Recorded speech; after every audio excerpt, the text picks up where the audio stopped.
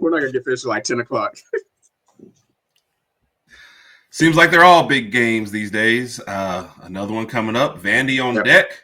We're going to give you our 5 things that have to happen for Alabama to win this game. Coming up in 15 seconds.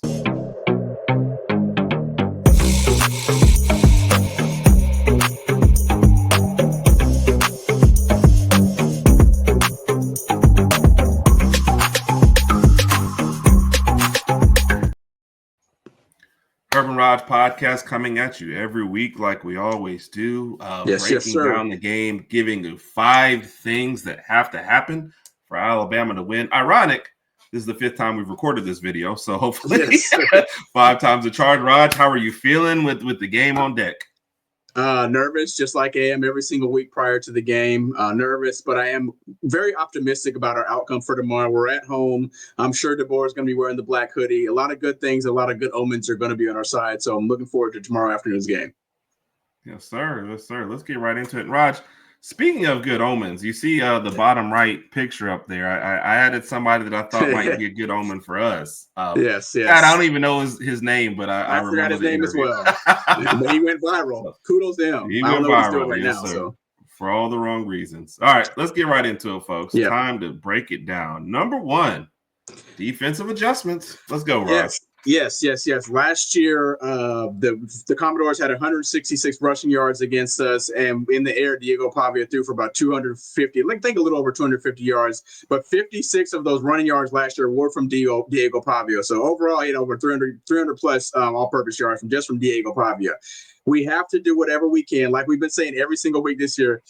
We have to do whatever we can to kind of adjust to the run. They're going to run a lot of RPOs, kind of change up their offensive play calling a little bit to kind of throw us off. But we have to adjust to this, however means necessary. So I'm not an X and O's guy. I'm not sure if we're going to put a spy. I'm not sure if they're going to put Bray Hubbard on Diego or Deontay Lawson. Whatever the case may be, we need to adjust to their offense much earlier and much sooner than we did last year, and to kind of avoid some of the mistakes that we made last year. So if we can make these adjustments early on and limit their run game, I think we'll be all right. Yeah, I mean, we even had Corey Burton on there with us this week, and he said like they're going to try and run. Can they beat us through the air? That remains to be seen. But we have to get after them. We have to shut them down. We have to get after the run game. So great point, Raj. Great point. Let's see what we got up for number 2. Oh yeah, Ryan Williams redemption. I'm looking forward to this one. Lost in the mist last week of the drop for the touchdown. Ryan Williams made some tough catches. He got smacked a couple times and popped right back up, held on to the ball. So, yes, he did great after that, but we want to see the spectacular. We want the redemption game. We want 2 or 3 touchdowns and spectacular plays. So, I think it's something that's been loading. I think he understands, the drops have been an issue, and it's time to show what you can. These are the games to do it in, man. I'm looking for a big Ryan Williams game.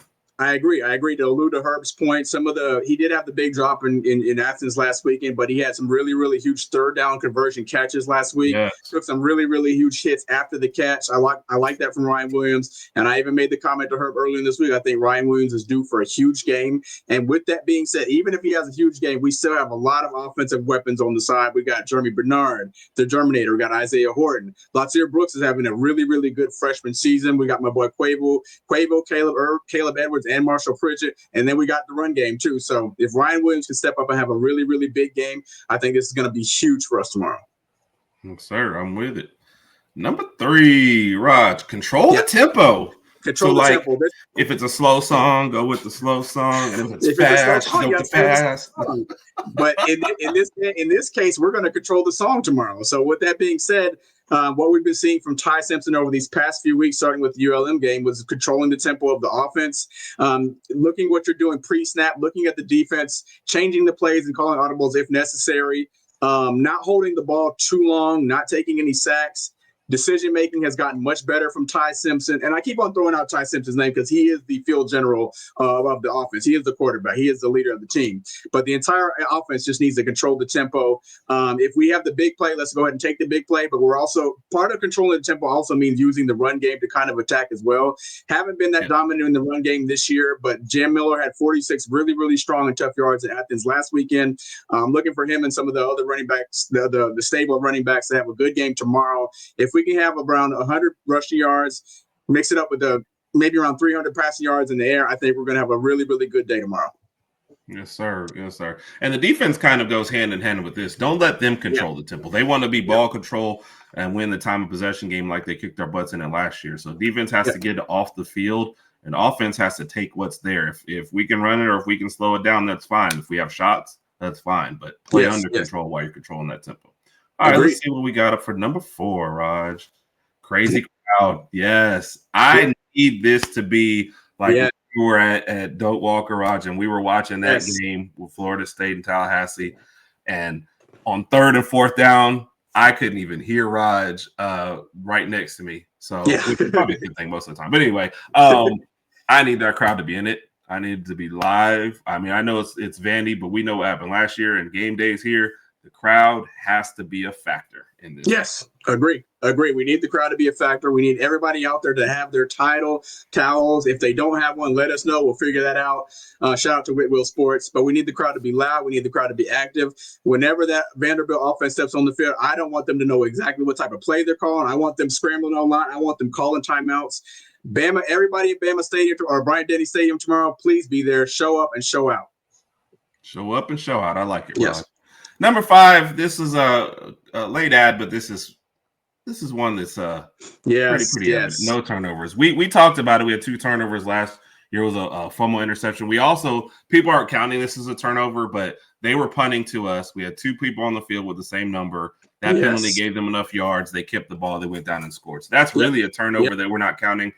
No turnovers so far this year. This is the perfect time to keep that streak going, especially at home. You need to force a couple on the other end so you do win the turnover battle. But at the very least, we can't go negative on our end. Yes, agreed.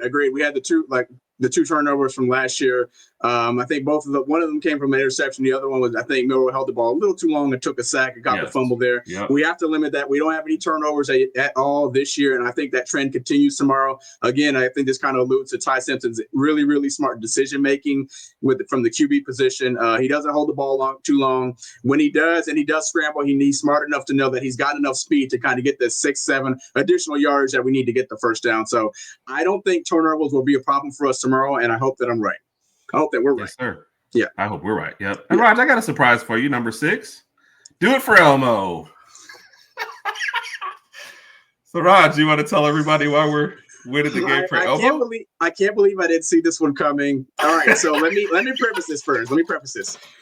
A couple months ago, prior to us knowing what time the game was tomorrow, me and my wife said, let's take the kids to see Elmo and Sesame Street. It's live. They've already seen him earlier this spring, I think, so we're going to take them again. They really had a good time.